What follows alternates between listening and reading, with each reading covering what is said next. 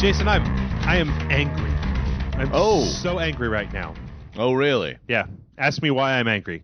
Why are you angry, Jeff? I'm angry because we've procrastinated podcasting, and now it's going to be too late for me to go get the chicken that I want to get tonight. There's a serious wall chicken? No. It's actually a very real roasted chicken from this place that I really like that does these awesome roasted chickens. So, but you know what? Maybe tomorrow I can get a chicken. But I'm also very happy because, you know what? Fucking games are starting to come out again, man.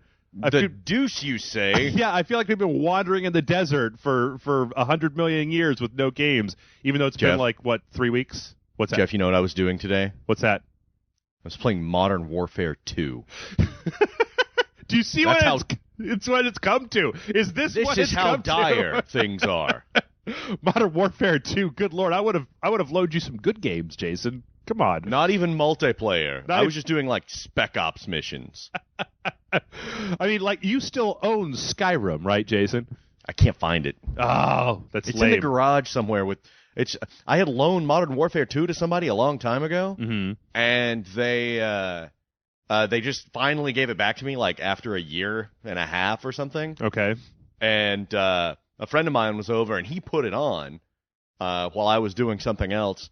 And I was like, I can play that. Oh, I'll play that. Yeah. I like this. You're just like, oh, wait a minute. Oh, it's a video game. It's a real video game. Yeah. It's not a 60-bit throwback indie game. It's not a game that came out 6 years ago. I had downloaded, Serious Sam 3. And I'm a fan of the Serious Sam games. I played 1 and 2, and, that was the thing. That was just, crazy over-the-top kind of a parody of first-person shooters. And that charm is gone. It was a throwback. Yeah. A throwback to the old school Doom, big waves of lots of guys and a lot of carnage kind of stuff. Yeah. I was playing it, and I'm like, wow, this hangs at every save point, every quick save point. It hangs for just a split second, and the game itself was stupid. I was not having any fun. I was like, I used to like this a lot. And now it's... Yeah. Well, I was just actually thinking, goddamn, we're bad at this. Welcome, everybody, to Rage Select. It is the podcast. Yes. I am Jeff. I'm Jason. And, yes, maybe we could just start. It'll be like a late title card. It'll be like Pacific Rim. Bam. Podcast. Number 10, I think it is.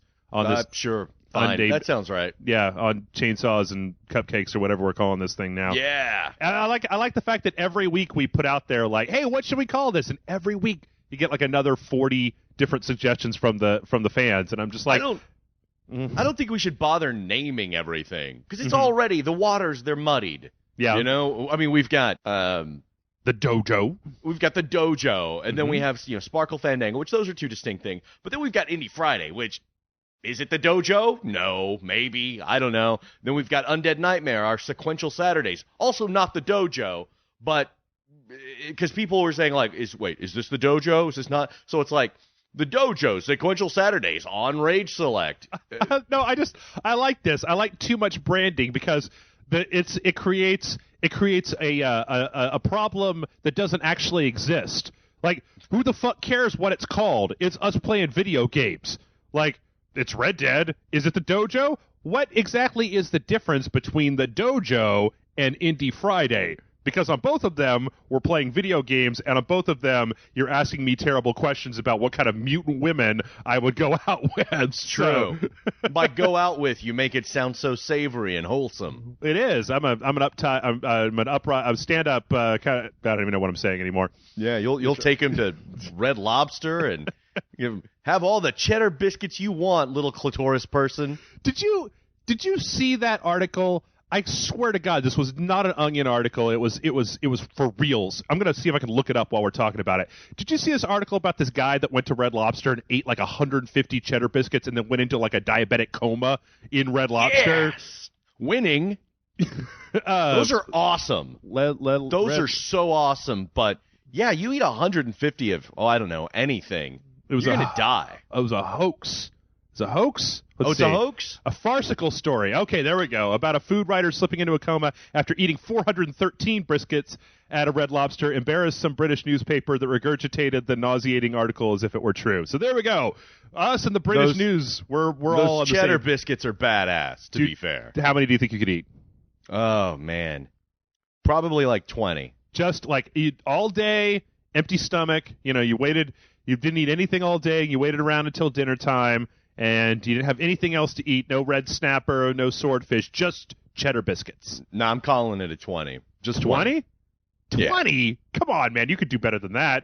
No. This is America. No, that's, yeah, you gotta, because I'll be thinking of that article. It's like, I don't want to be that guy that dies from cheese biscuits. Dies from the cheesy biscuit. Yeah. You don't want that on your headstone. He really liked Red Lobster. He was a real big fan of Red Lobster. Jason Murphy. Who admits to that? Who's a real big fan of Red Lobster? Yeah. My old roommate used to just be like, dude, she was like a 30-year-old, 7-year-old, where she'd be like, oh, it's like, what are we going to do? Do you want to go, I don't know, you want to go get something? She'd be like, oh, can we go to Red Lobster? Be like, yeah, I suppose. We're both like over 30 and make a decent amount of money. Sure, we can go to Red Lobster. She's like, oh, I'm going to get the cheesy biscuits. And I'm just like, how are you this excited? She did smoke a lot of weed, though. Just okay, see, lot of weed. There you go. That's the answer right there. It's like, this story was really weird and creepy, and then you're like, pot. And you're like, right. oh, okay then. That makes sense. Yeah. But you know what? How would you rate your overall weekend experience this weekend, Jason? That was pretty good. Yeah. I think I saw you most of it this time. I've seen you every day this weekend at least once. Yeah. So you have. Yeah. Yeah. But you know what? I have another pet peeve that I want to bring up for the show today. Okay. And this is something that I really want to get your input on because it's something that kind of bugs me a little bit about the times in which we live. So I don't know if you're not really Allison is kind of a fan of Doctor Who, right? Oh yeah. Yeah. You not so much, maybe a little bit. I watched a couple and I'm like, oh, this was cool and this was interesting. I'll watch it. Oh, that's fucking stupid. Yeah. Yeah. It was like, okay, so you guys decided to make a TV show using Power Rangers props. That's nice. Okay. Oh, come on, man. And then the next one will be really good. And then I'll watch another one. I'm like, nope, also dumb. I don't have time for this. Yeah, I'm the first one to admit that Doctor Who, I mean, I like Doctor Who, but it's hit and miss. There's some whole seasons where I'm just like, no, not so much. But I don't know if you know this. And, hey, you know what? I'm actually going to preface this by saying that if you're into Doctor Who and you don't want any kind of spoilers or anything, you maybe want to jump ahead by a couple minutes. But see, the problem that I'm having is that today, Jeff and I wrote the next season. That's right. Jason Murphy is so okay, but it's been known, I guess, a little bit for a while now that there's going to be a new guy who's going to be a new doctor. Yeah. Right. Okay. Yeah. So kind of the way it works, right? Yeah. I mean, after a certain amount of time, one actor will leave, he regenerates, another actor comes back in, whatever. But the thing about it is that this news, just the fact that there is a new doctor, and then today they had an announcement where they announced who the next doctor was going to be. Right. It's so goddamn prevalent that within 60 seconds of it occurring on the internet, my Facebook page was just full of people who were just straight up like, I can't remember the guy. It's the guy from he was in the Loop. Did you ever see that? The British, it had James Gandolfini in it. Nope. About the intelligence. He was also on this British TV show. Real foul-mouthed, older British dude. Like a lot of the characters he plays are just vulgar as shit. This is the guy that's going to be playing the new Doctor? Yes. Okay. Probably not as that character, but like seriously, but I can't remember his name, so I'm going to call him Joaquin Phoenix because that's the only thing I can think of. So whatever. Was it Peter something or other? I don't. Oh god damn it! Now I have to look it up. I was going to call him Joaquin Phoenix, but let's see. Doctor. I don't care. Who? So within just Peter Capaldi. Yes. So within like a minute of this happening, Facebook just full on. oh, I can't believe Peter Capaldi's going to be, the best thing about Peter Capaldi being the next Doctor, hey, it's a blah, blah. Like, and you know what? I don't generally like to, bust on my friends or anything like that, but not a single person was like, hey, spoiler, in case you didn't want to know who the next Doctor is and you wanted to be surprised when that shit happened on the TV show. I think the deeper issue here are your friends. Well, a lot of them are your friends, too. But they're too. sitting there like, oh, it's another old white man. Oh, I have to post about it. Fuck you. I don't care. Shut up. Are you busting on people for being excited about a geeky sci-fi show on BBC? Yes. Yes. This is what I'm saying. Yeah. Everyone's like, oh, I'm so surprised. That was such a strange direction they went in for Inspector Spacetime. Yeah. And I'm like, yeah, okay. British white dude. Yeah. Way out of left field there. I don't know. I guess to me, it got me thinking about the whole, like, as we move forward, like, that somehow got me off on this tangent where I was thinking about, okay, so we talked about this a little while back about Comic-Con and the announcement of the whole Batman Superman movie, right? Yeah. And how they had that audio clip that was that line of dialogue from The Dark Knight Returns, right? Okay. That's a major plot point.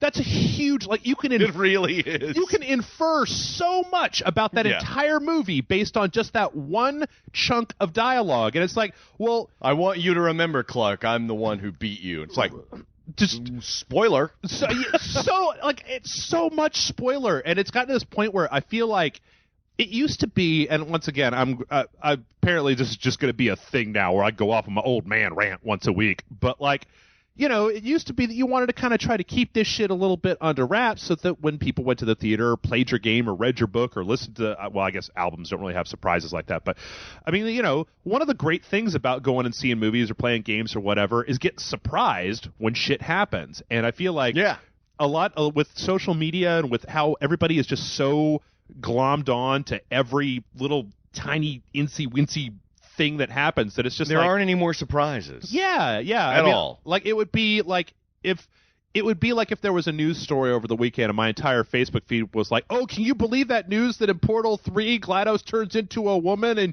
she's got a jetpack and you've got this whole level where you play as her, then that's great. Like, be like, well, thank you for fucking that up for me. Like, I had to work hard when Portal 2 was coming out to just stay away.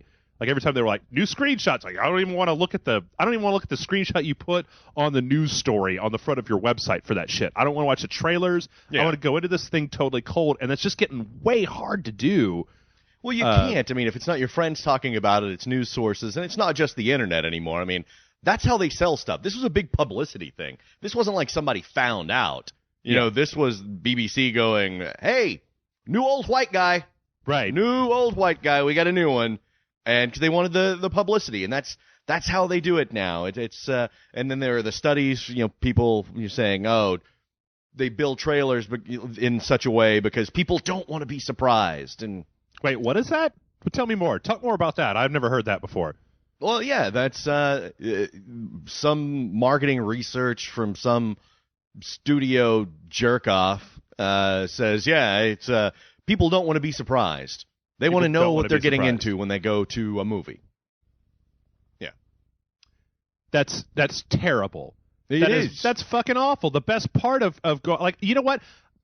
Like, Inception had problems, but I managed to go into that movie and I didn't know jack shit about it before I went in. I just like trailers, little nebulous, ambiguous, what the fuck is this? And I went in, I was just like, oh, this is great because they didn't show me all the best parts in the fucking trailer. They didn't explain it to the point in the trailer. And I was saying that works for every movie, but like I remember when I went to go see the first Matrix movie, and I had no idea that it was a this post-apocalyptic crazy-ass story. So you're just watching it, and you're like, oh, this is kind of like Hackers, but a little bit better. It's, I don't know, Keanu. It's like, whoa, what?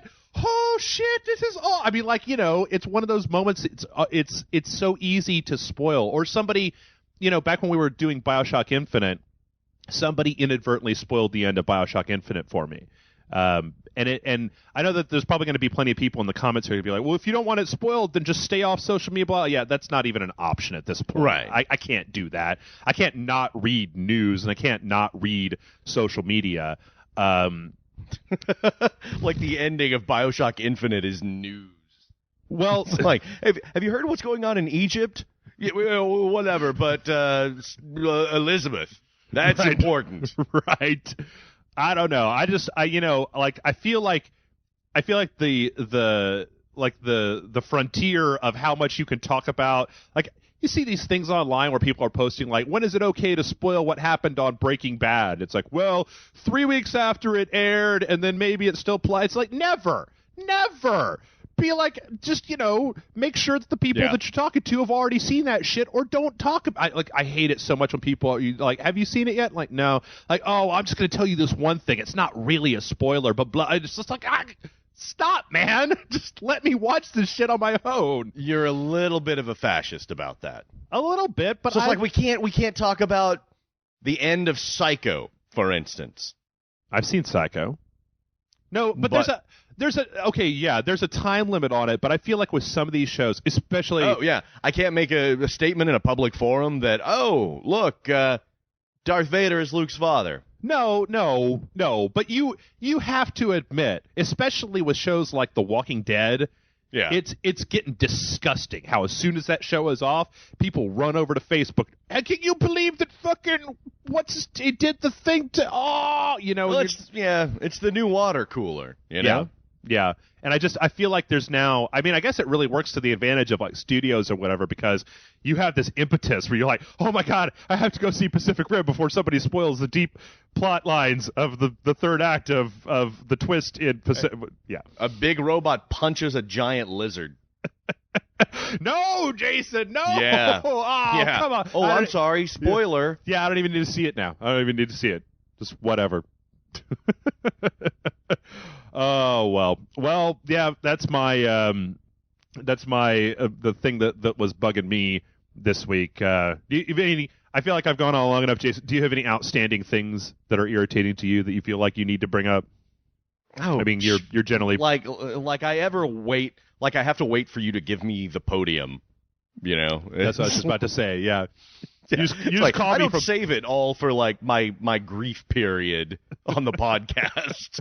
It's like you just call me from time to time, just randomly, like, you go, oh, you're good. All right, Jason, that's cool. Boop. Yes. I don't even know what he said. It sounded like he had a bunch of broken glass in his mouth and that fire was shooting out of his ass. Actually, you know what? Let's talk about one more thing that we can both get on board. We've already actually talked about this a little bit, but I tell you what, we talked about it in private. Let's bring it up publicly. Okay. I watched VHS 2 last week. Ugh. That movie sucks. It sucks. Except for that one part with the Japanese thing, but even that, like, at the end of it, where they show you that monster, like, they were doing pretty good at keeping it out of focus, and then you see it, and you're just like, oh, it's a really terrible rubber suit that you're wearing. That's cool. That was from the director of The Raid, if I'm not mistaken. No, I thought the one with the zombie was from The Raid. Oh, I thought that one was the Blair Witch guys, right? Maybe. I don't know. Yeah, I don't remember. But, no. Let's talk about something awesome. Like what? I just watched Dread again. Yeah, Dread is awesome. Yeah, you said The Raid, or I said The Raid, and it made me think, oh, okay, Dread, because they're same goddamn movie. But well, one of them has Judge Dredd, the other one doesn't have Judge Dredd. That's pretty much it. It's like, hey, remember that movie The Raid? Uh-huh. Let's put Judge Dredd in that. Fuck yes, I'm totally on board. What else do you got? The Muppets with Judge Dredd. You put Judge Dredd in anything, I'm down. To-do list with Judge Dredd. Silver Linings Playbook would have been way better if Judge Dredd had been in there. Yeah. Pitch Perfect. The Bling Ring. There you go. Yep. That would have been a short movie.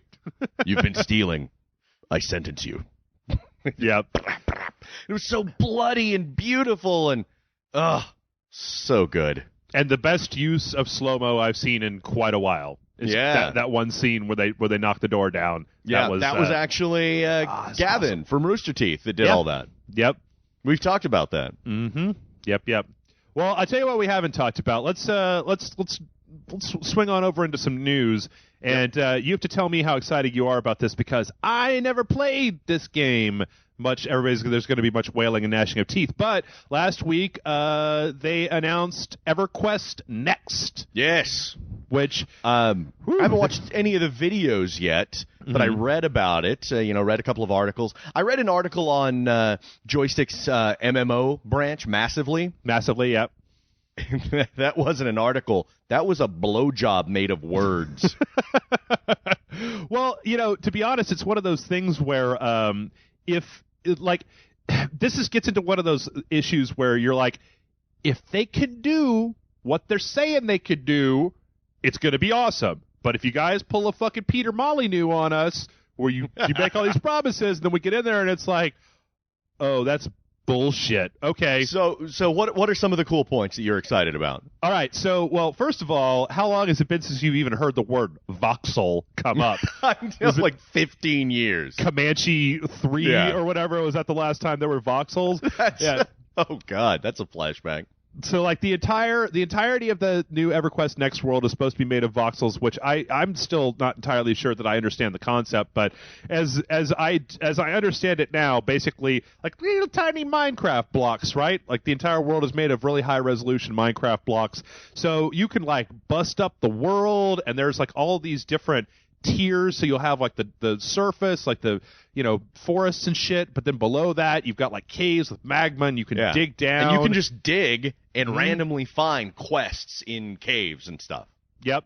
And it looks like another thing that they're doing is like they have like this faction system where they have this scenario that they laid out where it's like, oh, there's a bunch of orcs and they're attacking this town. Do you want to help the orcs? Or do you want to help the townspeople? And if you help the orcs, maybe getting good with the orc faction. If you want to help the townspeople, then they'll be like, dude, fuck you. You can't come around here. You tried to kill us when those orcs came through. And that there's going to be all of these different interlocking systems between the ways that NPCs work together. There's going to be like these world events where you have to build a certain number of things. Like they have this thing where it's like you have to build a certain number of things, and then maybe gnolls come in to try to fuck up your build project. And you can build gnolls. You can build a wall around it, or you can go try to kill all those gnolls. You can move your project somewhere else. Like, just a lot of really interesting kind of ways of just thinking about MMOs that aren't go to the guy with the exclamation point above his head, click on him, kill 5 foxes, and bring their balls back to him later on. Yeah. So, yeah, and that they've also got this thing that they're releasing called EverQuest Next Landmark. Where you can like build your own structures and stuff like that, and put it on land that you own. So I'm not real clear on how it works, but sell. I believe that they said you can sell it to people in the game. You can like create houses and for like real money, right? Items and stuff. I'm not entirely sure about that, but I think there's some sort of real money aspect to it. I seem to have read that somewhere. Let's see. Those creations can then be sold on Player Studio, and players can even get royalties if their item is used as a component of another product for sale. So I mean, it sounds like without saying selling for Gil or something like that, like I would assume it's real life money. Yeah. And also just the screenshots they've got out there, this thing look fucking phenomenal. Like they look, I mean, I guess they're not, it's not like nothing I've ever seen before, but a lot of times when you have these worlds, especially this idea of the voxels of building the world out of a destructible environment, a lot of times that tends to, like in Minecraft, Minecraft looks the way it looks because it is so flexible. And just the idea that you can fuck a bunch of shit up in this world. I don't know. It makes me wonder, they talked about like running across a bridge and then busting down the bridge so that the enemies can't follow you.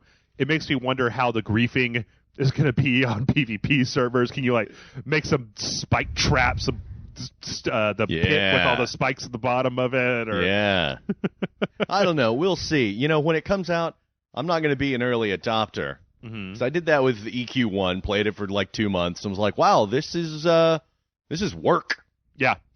And then the same thing happened with Warcraft, with World of Warcraft. Yep. I was like, "Oh, this is great." Played it for again about 2 months. I'm like, "Okay." When I'm walking up to the computer and I've got like a checklist of things that I have to do in order to get to a certain level, and I'm sitting down, I'm logging on, and I'm going. Like I just got to work, like I'm clocking in. Do you say time to make the donuts before you start playing as you're logging in? I think that's when you're like, Warcraft. I think that's, I'm like, oh, wait, maybe I should be doing something else. There's a few other things that were in here. One of those things that I liked a whole lot was they said that like as for the movement in the game, that you no longer just have walk, run, and jump, that you can slide, you can jump and grab a ledge, vault over obstacles. Yeah, there's like some sort of parkour element or something. Mm-hmm. Yeah, so which is funny since I remember the animations from EQ1, and that was this jumbled bunch of MS-ridden polygons was not able to perform parkour by any stretch of the imagination. Right. You were lucky if you could jump up on top of that ledge over there as opposed to having to run around. They also talked a lot. I mean, this article goes really in depth. So if you're interested in it, I think that maybe, go read that. But they talked about how instead of having a whole bunch of hot bars, you're going to have basically 4 weapon skills and then 4 like class skills, but that you can basically level up any class independently. And so you'll be able to really mix and match the way that you're doing stuff. It's funny because I feel like there have been a lot of RPGs over the years that have made this bold statement of like, we're trying to get away from levels, the fact that you're level 8, like that should be, we don't want you to do that. And it never seems to work for me because as soon as you take away the, like, I'm level 60 and you're level 2, how am I supposed to judge other people, Jason? How am I supposed to be like, you piece of shit noob, get the fuck out of here, we're questing, They're taking Jeff's virtual dick ruler away. That's right. What I mean, maybe I can buy one. Maybe somebody will make one on the shop they've got. Yeah, so you can feel superior. You can sleep at night, not cry yourself to sleep. That's right. How will I know how good I am in life if I can't? Precisely. Yeah. So yeah, I mean, I don't know. It seems like I need to watch the full video for it because I've only looked at the screenshots and read this article.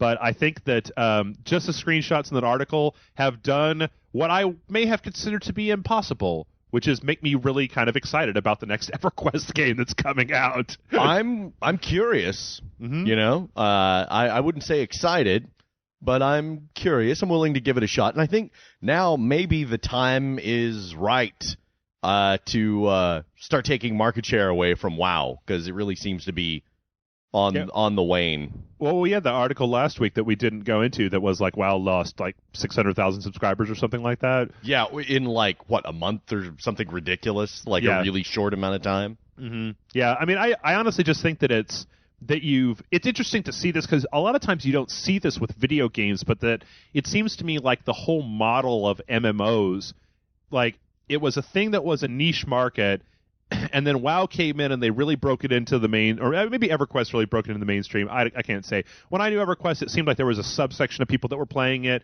people that played that and UO, and people that were willing to learn those systems because it seemed a little bit inscrutable to just the casual player. Yeah. But it's weird because I checked out WoW, a couple of years after it launched. Mm-hmm. And it was a completely different game. Oh, yeah. I didn't even recognize it. Yeah. But it seems like they did all this work to bring in a large segment of people, and those people came in and they played it. Maybe it's akin to maybe it's kind of like the Wii, sort of, where they managed to get a big user base in that wouldn't normally play that game just because it became this phenomena, but that they've now those people are burned out, and they're like, I'm kind of done with WoW. I don't want to play this anymore. Yeah. And I think that once you burn people out on something like that and you burn them out to this point, like, I don't think that just making a different MMO is going to solve it. That you need some kind of paradigm shift like we're seeing with this EverQuest thing in order to get people actually interested again in that sort of thing. I don't know. I think they can make an MMO that I just don't think they've figured it out yet. Yeah. I think there's a recipe out there that is still, an MMO, maybe not as we would recognize it necessarily, but still holds a lot of has the same bones, I guess, that would really kind of redefine it and get it right. Maybe so. But then again, a lot of people think that, Warcraft got it right. It's a matter of taste. So maybe there is no perfect MMO out there. I just think it's a good example of how it's just a really good concrete example of how even if a thing is popular, it will not be popular forever. Just Sure. like, back when we, 5-10 years ago, when, sat around in somebody's living room playing plastic instruments was the shit. Yeah. And That was like a year ago, man. I don't know. No. No? No. That's been at least a year, because there was nothing last year. Maybe the year before, maybe in 2011. There might have been a like DJ Hero 2, but it was already on the way out. That was when when they were shuttering all those divisions or whatever. So it's just a thing where you say you can't rely on the exact same gameplay style forever, or if you do, you have to do like say like Elder Scrolls does, where you put out a game and then you give it a few years to cool back down again before you put out another one, instead of being I don't think Elder Scrolls needs to do that. I think they need to have a new game every year, weekly. every week. You can't beat Elder Scrolls in a week, Jason. Well, I guess you 30 could. hours of content every week. And you'll just pay a subscription fee and stop leaving the house even as much as you do right now. That would be tremendous. All right, well, moving on. We're going to have a couple of stories here, which are pretty much just going to amount to, I mean, maybe we should have a new feature on this podcast where, like, this is the segment of, like, dude, did you see that? It was totally rad. And first up, dude, did you see that BioShock Infinite trailer? That shit was totally rad, Jason. I did. Yeah. Looks good. I'm sure. Dude, I'm so on board with this.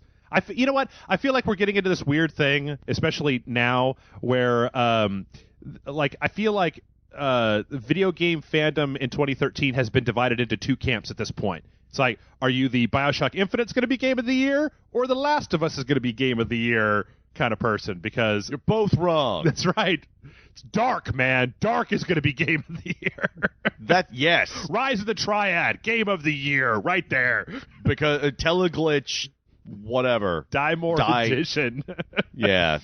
But no, I thought this was really cool. I can't even think of that game without smelling farts. Teleglitch?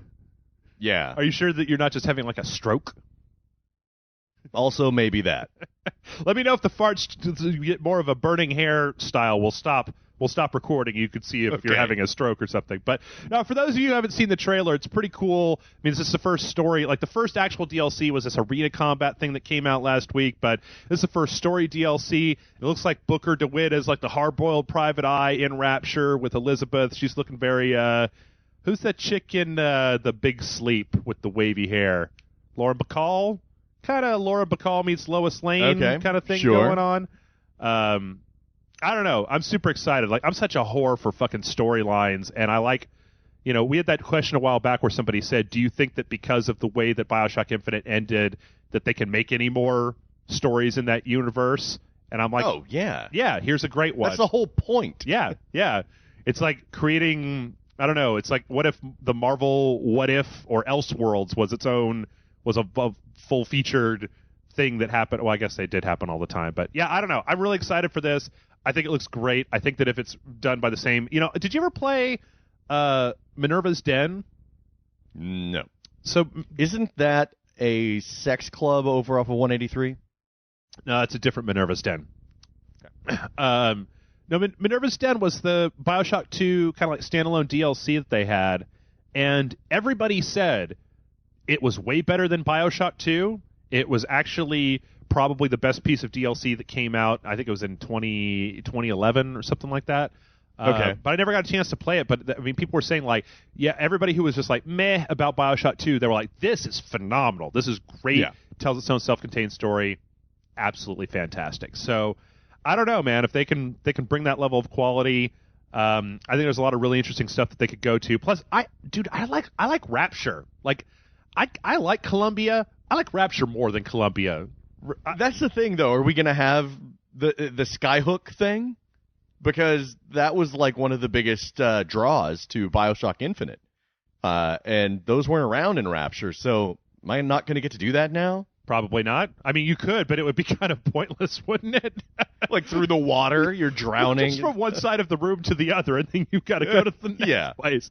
See, that's disappointing. I don't. But see, in the trailer, it's obvious that Booker is using the old the plasmids, right, from BioShock. So maybe they'll try to replace that with some new and interesting plasmids. Since this takes place before the fall of Rapture, maybe they could even use that as a framing device where it's like, here are plasmids that were used in the Civil War that were gone by the time you got to Rapture. So here's stuff that you ain't never even fucking seen before that's like crazy awesome. Yeah. I'm worried that they're overcomplicating it. You know? It's like, because it seems to take place before BioShock went to hell, right? Yeah. It's a time period we have not yet seen when Rapture was still at least like before Rapture went to hell, yeah. Right. That seems like they might suffer from the same thing like an ongoing comic. It's like if you keep going back and adding stuff to the origin or to their backstory, you just overcomplicate it and you end up, stripping away some of the mystery and just really coming up with this tangled knot of continuity. So I'm not saying that that's what's going to happen, but especially with something that's as delicate with parallel universes and so forth as the BioShock series is, you really run the risk of just sending everything off the rails. I think that, like much with a lot of that stuff, that it's as long see, to me, the cardinal sin of doing this stuff, and I guess maybe BioShock gets a free pass in some of it because continuity in a parallel universe context is kind of a muddy concept all on its own. But to me, it's always been that as long as they don't go in and retcon the stuff, as long as they don't touch stuff from the other continuity, so that you could still play, so that nothing they do here is going to affect how I feel about BioShock, because that's the prequel trap. That's the thing I hate about prequels more than anything, is that, well, not only have you made a shitty product, but you also have fucked up the continuity to the point where now Darth Vader is a fucking whiny, cryy, emo little shit for brains.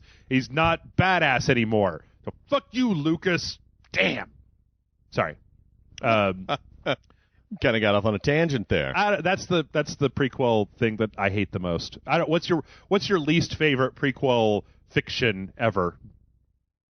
Of any IP? Anything. Yeah, games, movies, books. Oh, I don't know. I mean, I'm trying to think of Terminator 3. Terminator 3? Yeah. That's a good one. Yeah. Yep. But see, when you're dealing with time travel, you could call anything a prequel, really. Very true. It's very true. You know what? I'd like for them to, I think this would be cool, and like they had a season pass for BioShock, so they're obviously going to have this one challenge map, this piece of story it was like a $30 season pass. I can't remember whether it was 4 or 5 things they were going to sell, but I would like them to do, I bet what's going to happen is it's going to be challenge maps, it's going to be this piece of story DLC, it's going to be another set of challenge maps. I'd be willing to bet there's going to be one other alternate universe in Columbia piece of DLC. But I hope that they do that, because then hopefully next time they come back to BioShock, we can get something brand new. Because Columbia and Rapture are both real great, but I hope they really ground Rapture into the ground with BioShock 2, and I'd rather them not do the same thing with Infinite 2, whatever. Yeah, I'd like to spend a little bit more time in Columbia, you know? But, it's if you're teasing all of these other worlds, you're going to have to pay up on that. Yeah. Especially some of that stuff at the end. I want to know where that goes. But, all right, so we got BioShock out of the way. Let's go ahead and move on to another completely awesome trailer that came out last week that, I don't know. Maybe you think it's awesome. I know I made you watch this one, too. But the Batman Arkham Origins multiplayer mode. Yeah. Looks pretty cool, right? I'm going to go ahead and throw this out there right now. Okay. Dibs on Batman. You want dibs on Batman? Yep. Okay. That's all right. I mean, you can be Robin or anybody else. Sure, I'll be the Boy Wonder. I got no problem with that. Tim Drake is Batman. Badass. I like that dude. He's cool. Oh, no. It's not Tim Drake. Nope. It's Jason Todd? Burt Ward. Burt Ward? Who is that? Yeah. I don't know my Batman well enough. Who is that? Burt Ward is the guy who played Dick Grayson in the original 60s series. Okay. Yeah.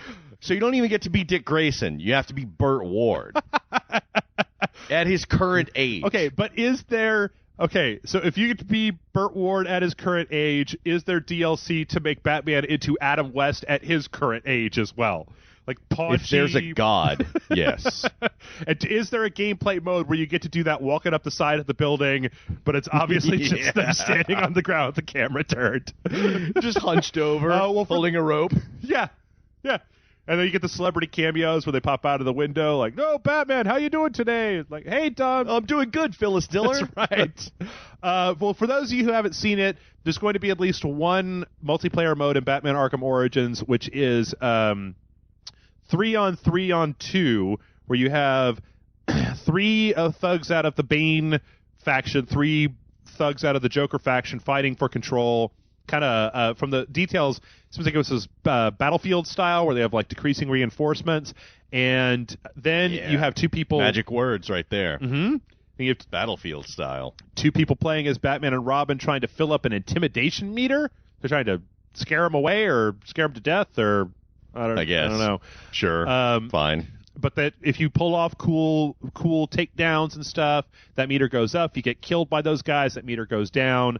So you've got basically these 3 factions vying for control, and then at certain points during the map, on the thug side, there will be like on the halfway point, there will be like a spawn point where you can run. The first thug to get up to the spawn point becomes either the Joker or Bane, which I don't know, man. I don't know about you, Jason, but being the Joker shooting me a bunch of Batman in the face with a machine gun, that sounds awesome. That's pretty tantalizing. I'm way more excited about this than I am BioShock.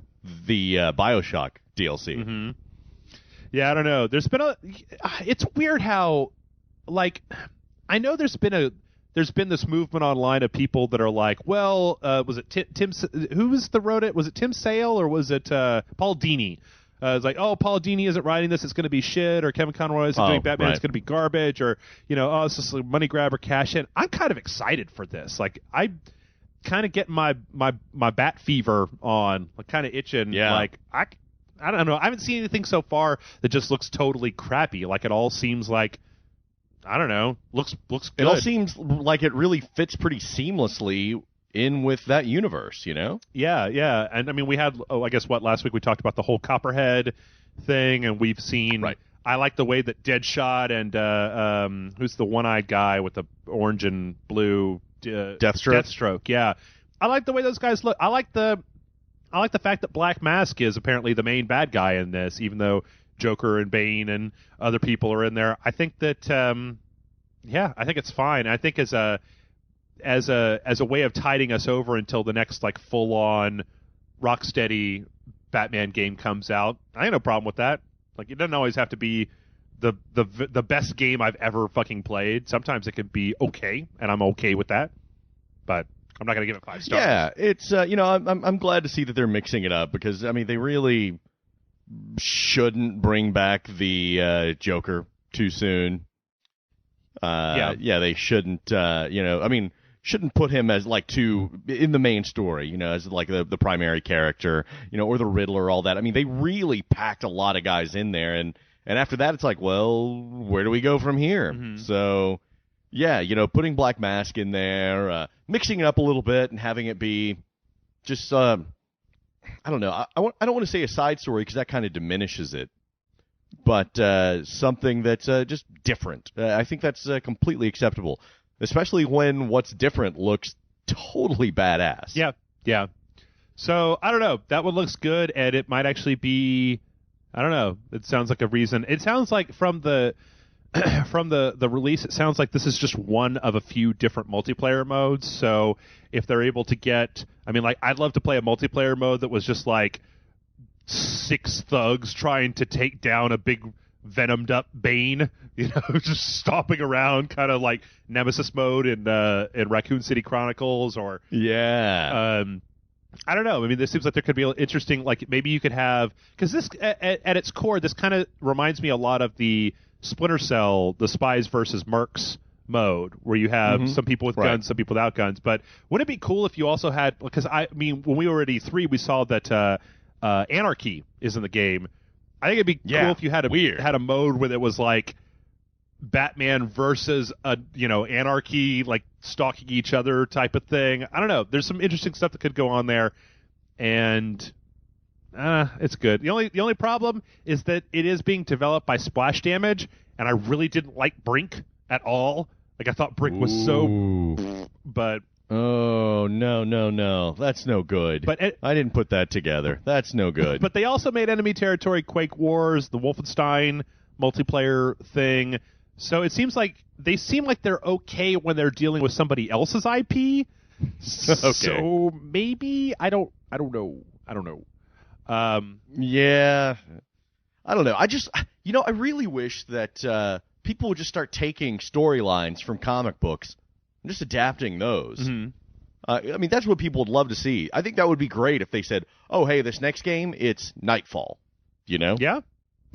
Well, I think you'd have to deal with fucking Azrael Batman. I guess they already have a skin, though, that you can get for pre-ordering it at Kmart or wherever the hell one of those places to get the Azrael skin. Well, yeah, it's like, okay, here's a Death in the Family game, something like that. It's just to adapt storylines and stop trying to make it. You don't have to tell a new story. It's like people would go nuts over, if it's Batman or if it's X-Men. It's like, okay, let's do an X-Men game, and it's Days of Future Past or whatever. Can you imagine what the Batman Arkham City DLC would be like to let you play the Killing Joke? Oh, Jesus. It'd be like Heavy Rain. It'd be like a 12-minute mission. Like, okay, and then I went over there, and except, All right, well, moving on. We got a couple of quick ones here. DICE's, the Star Wars Battlefront that we saw there. Yes. I got bad news for you, man.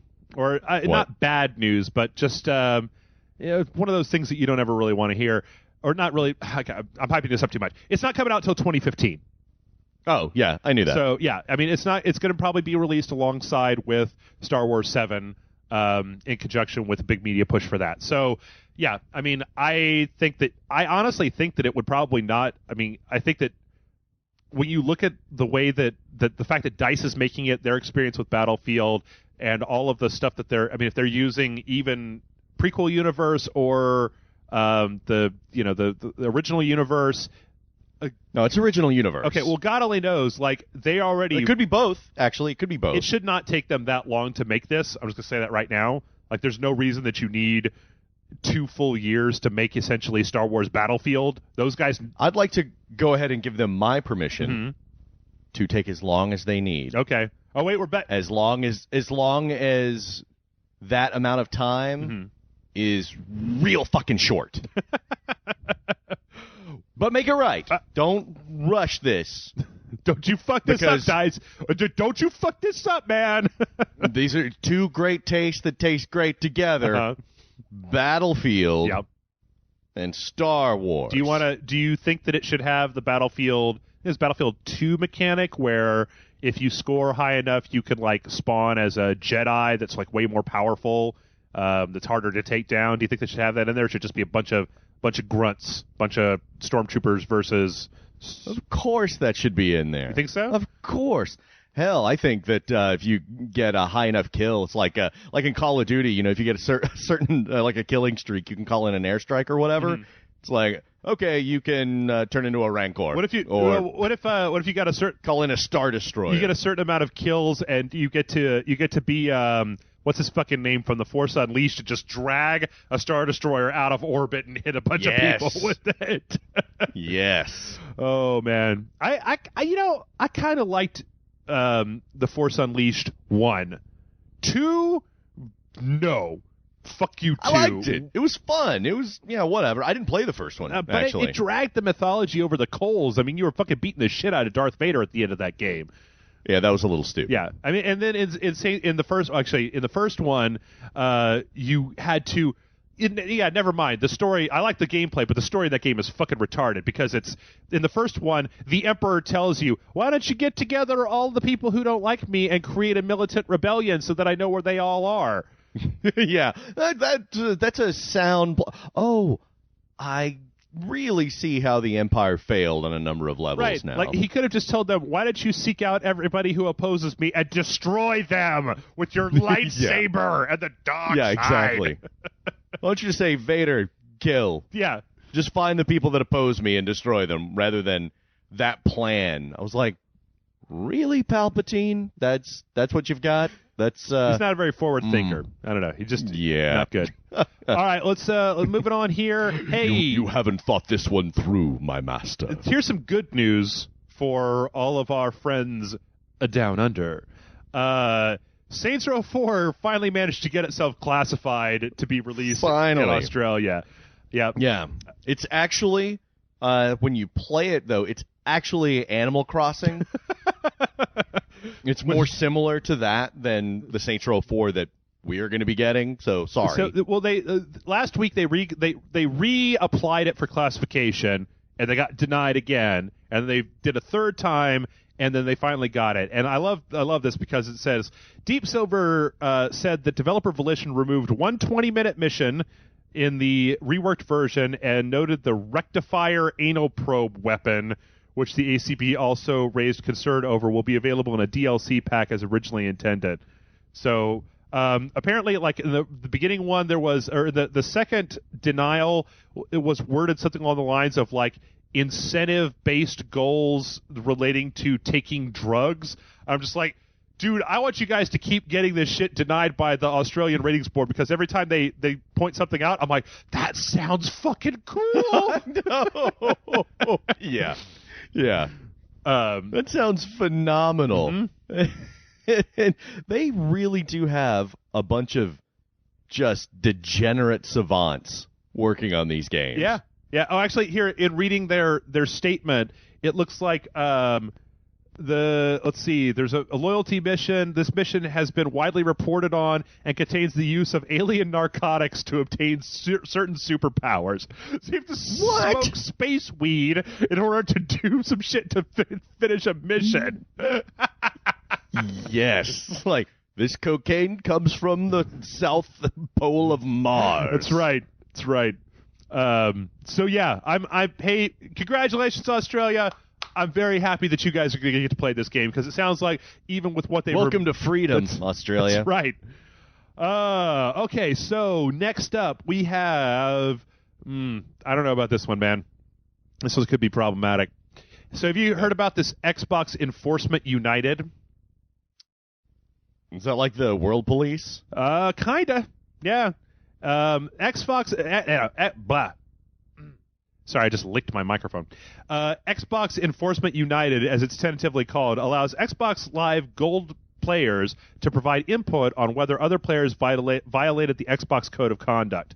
Basically, they're trying to make kind of like a voting member, like, police force on Xbox Live. Sure. Yeah.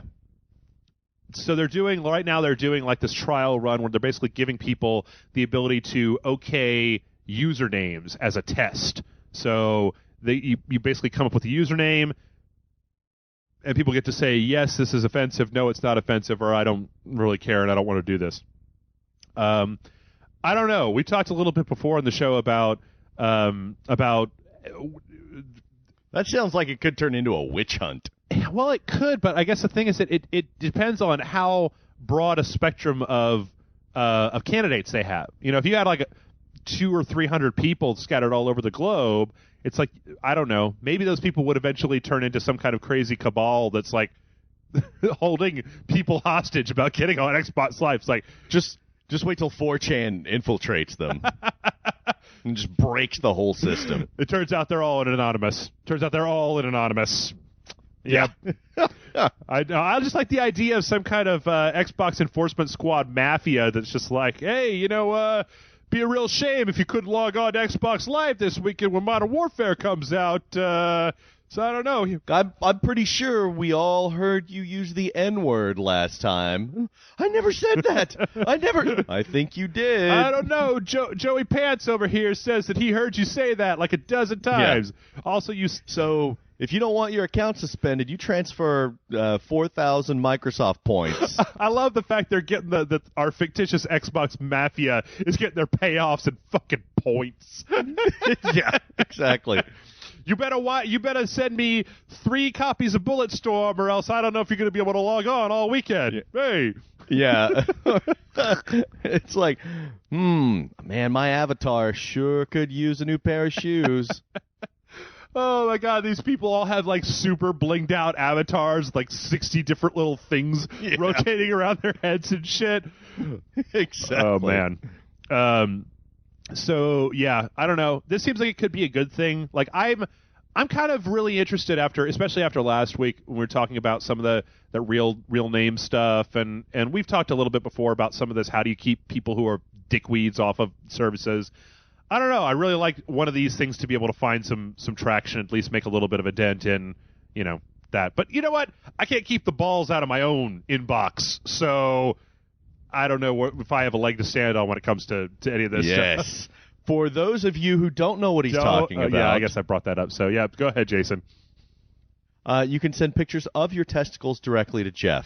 The email will be announced at the end of the podcast. Okay, and I'd just like to please, if we're going to do that. All right, never mind. Please be over 18. Yeah, oh, God, yes. At least, please. And I'm saying, if you want to send me pictures of nudity, ladies, I don't have any problem with that. Don't do that. Just don't have to be. You don't have to listen to Jason and put me pictures of your balls. Actually, you know what? Let me just say this: if you're going to send me a picture of your balls, try to get as little shaft as humanly possible into the picture, because. What are you people? I already deleted it. I was just like, what is that? Oh, come on. And I deleted it. It's like, do a little cropping in Photoshop, man. He just said testicles. I don't need to see it all. So. Jeff, heard Jason's request on your podcast. Right. Thought I would oblige. Yeah. Love, Dad. My dad doesn't listen to this podcast, Jason. Come on. No father. If you're a father listening to this, your children are going to be taken away. All right. Well, moving on, we have looks like Take-Two has trademarked Bully again. Filed a trademark for Bully on July 29th, covering video game software and all of the related accessories. This could mean they don't want anyone taking it, or it could mean that they're making a new game. There was also a thing last week. I don't know if you saw this, Jason, where they were talking about that Rockstar has basically said that like they are interested in pursuing games in all of their previous franchises that they have out there. Oh, yes. Many people sent me that link. Okay. Many people saying, Red Dead 2. I'm like, I know what it means. I mean, after how good GTA 5 on the current generation of hardware looks, like I haven't even played it yet, but it just, like, it looks so good. I can only imagine, like, with the enhanced processing power and shaders and stuff like that, like, how much better they could make Red Dead 2 look. But see, you're actually going to have to take a bath when you're done playing Red Dead. But let me ask you a question, Jason. Would you or Red Dead 3, whatever you want to call it? Would you rather see Red Dead 2 as soon as humanly possible, or have them do Bully 2, GTA 6, I don't know, Table Tennis 2, some other game in one of their other Manhunt 4 or 3 or whatever, and see them really would you rather see them immediately come out with the next gen Red Dead, or take a couple of years to get that shit so good that it just looks like hot, stupid, like 2017 you're going to get Red Dead 2, but it's going to be the best looking motherfucking game of all time? I'm not waiting that long. Okay. No. So I want it. Okay, but what do you mean you're not waiting that long? You're going to go over to the Rockstar Studios? All right, this is it. I need a new Red Dead by 2015, or there are going to be problems. What do you even think that? I'm going to show up on the news. What is this shit even going to look like in 2015? I can't even think about I mean, they're going to have the Oculus Rift figured out for hooking up to PlayStation. Yeah. I mean, I can't even imagine. Are we going to be mostly digital distribution? What the fuck even franchises are going to be big in 2015? Yeah. It's going to be mostly digital distribution, and everyone at Microsoft is going to be going, see? See? Oh, you know what? I just realized that this is I don't have any Xbox One news this week, Jason.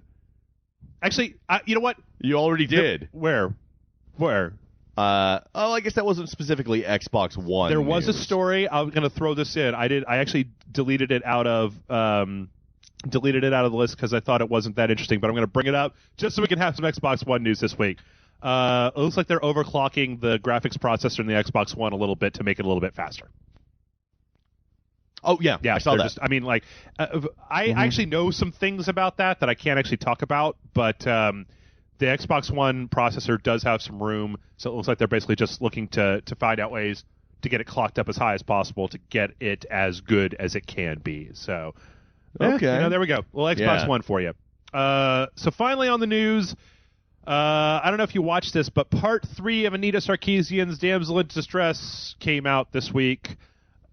Yeah, you told me I should check that out so we could talk about it, and I pulled it up, and I got about 2 minutes into it, and then I saw that it was 23 minutes long, and I'm like, nope, not listening for that long. I think that part of it, I watched the entire thing, and I think that after thinking about it for a long time, she makes a pretty good point that but I can't really totally get on board with one way or the other, which is that she does actually say that, I was looking over it, most games these days, most of the AAA disc-based titles and stuff that we're playing, I mean, think about what we've played so far.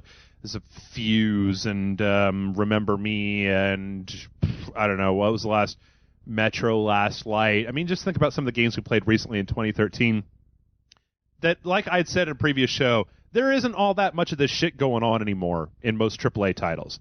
You're saving the world, you're saving your people, you're saving the You're not saving your girlfriend who got punched in the stomach and carried off Double Dragon style. But what she does point out, and this is a legitimate thing, is that and it's something that we've actually kind of gone around the edges of, but we've never actually gone into, is that you're starting to see these games these days, especially indie titles and PSN and XBLA stuff, that are aping old 16-bit and 8-bit games. They're using that nostalgia, and then a lot of times they use the rescuing the princess thing as a nostalgic point, as a jumping off point, because that was how it used to be. And she points out that it's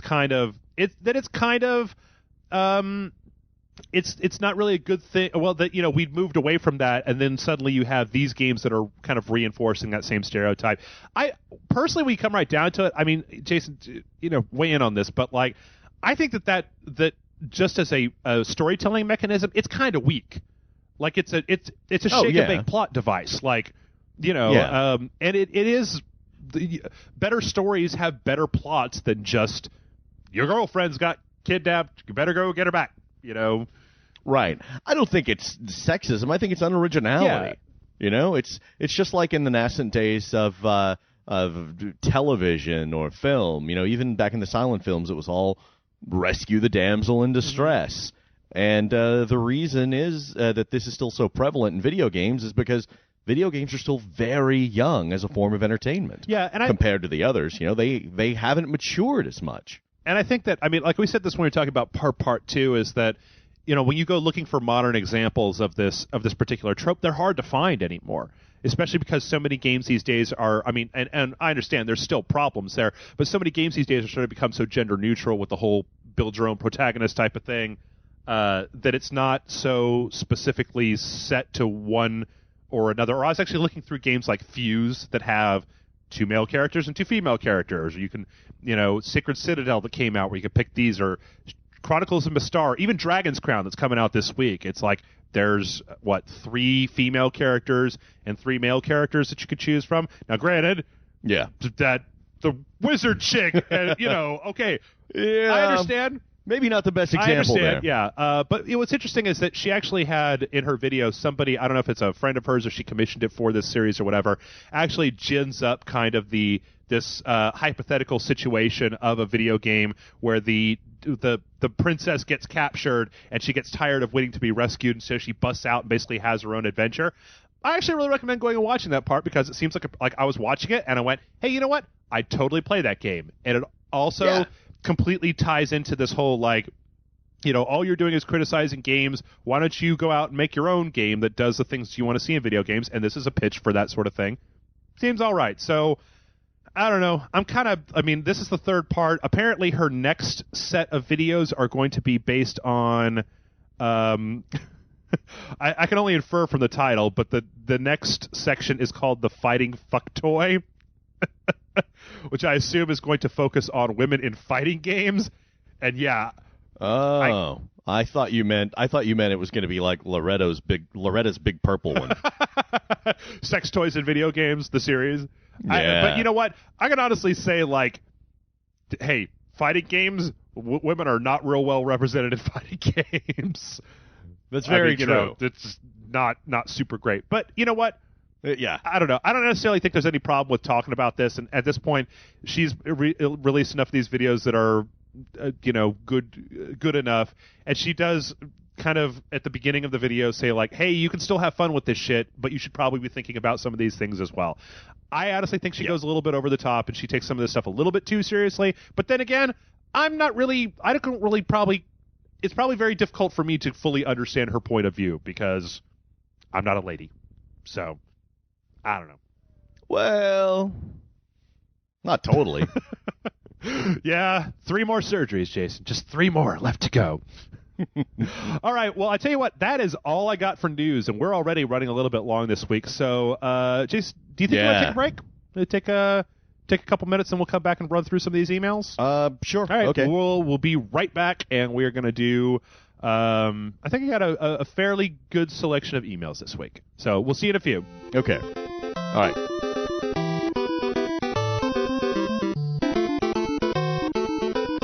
All right, now we are back, and it is time for the emails. Actually, before we start the emails, I just want to put a little something out there. Last week on the show, we said that we were going to have a bunch of reviews coming, and we tried something, and maybe didn't work out quite as well as we thought. But we're going to kind of worked. Kind of worked a little bit, but we're going to have a bunch of audio reviews for you this week, so keep an eye out for that. And especially because, like I said, games are coming out. Holy shit, there's games. And I can't tell you how excited I am about Dragon's Crown, Jason. I played that shit at E3. That's weird. Okay. I played it at E3. It seemed like a really fun game. It seemed like you know when you played Shadows of Mystara and you were just like, like this is like this is like that, but like, oh wow, this is really cool. I really want to play a whole bunch of this. All right, so let us go into the email, and our first email comes in from Dan, and Dan says, "Hey Jeff and Jason, I've been reading a bit about retromania, pop culture's obsession with its own past, and that got me thinking about games. Since we get a lot of games that are either taking gaming elements from years past for their own or are remakes / reboots / sequels / prequels, what is your feeling on this trend? Is it a good or a bad mix?" And that's from Dan. So we've kind of talked a little bit about this before, but I don't think we've ever had a very specific question addressing this. I don't know about you, but I'm kind of starting to get a little tired. I'm starting to get a little burned out. It's like I don't know if they're using it as a crutch because they have so they keep low development costs. Like it's technically less proficient. I don't know, but I'm tired of it. It was cute and novel and everything, but now it's just like, all right. And I think I reached my breaking point with Teleglitch. That was the one. It didn't help that game sucked. Well, I think that it's just that we're starting to see. I think that, I don't know, this is a weird one, but to me, it seems a lot like what we're seeing in games is quite a bit like what we're seeing in movies right now, where they want to have. Red Letter Media did a really good thing where they were talking about how it's always like in today's day and age where you have the internet and YouTube and movies, you have so much stuff that's vying for your attention that when you lean on either an established property in the way of remakes and reboots and sequels, or even just an established gameplay type when you have the kind of homages and stuff, that it gets people's attention faster because it's more relatable to them. You don't have to sell them on that idea. They're like, oh, you know what? I liked Resident Evil. I'd like to play another Resident Evil game. Let me go check out this new Resident Evil game. And I think that we're actually seeing that same kind of movie mentality where, fucking... where Grown Ups 2 beats Pacific Rim at the theaters start to filter down into gaming, where you're starting to see that it becomes, with the high development cost, it's just safer. It's way safer and easier for people to rely on already established things and tweak them a little bit, as opposed to coming up with a brand new thing that you have to sell an audience on. But you don't have to keep continually strip mining our past. Well, that's not going to lead you anywhere. Nothing good can come of that. It's worked really well for them so far. I mean, maybe what we were talking before about the whole World of Warcraft thing. Maybe we're finally reaching the point where it's like you've sheared the sheep too many times. We need some new stuff. We need some new blood in here, which is why that's one of the reasons why I'm really excited about the new console generation. Is I'm hoping that it will be. Because the last time, the last console generation, we had a bunch of IPs come up that we hadn't, that were established in the Xbox 360, PS3. Yeah, that's true. Uncharted, Gears of War, stuff that's now like these tentpole classic titles that Modern Warfare, was in there. So I'm really hoping that as moving forward, that we can get more of these things coming out, and like we've said a million times before, it seems like the indies is where a lot of that stuff is going to come from. Yeah, we need more franchises for them to just whore them out and just squeeze the life and the joy right out of them. Yeah. I don't know. Maybe we'll eventually get to a point where, I mean, do you think it's possible that with this new generation of hardware that we have coming out, that it will actually, because it's not such a quantum shift, because it's not such a huge leap to a new set of standards, that it will actually make development easier rather than harder, because they can have code that is more sloppy and bloated, because the hardware on the machines will make up the difference, instead of having to optimize so hard just to squeeze every last little bit of life out of the engines and shit.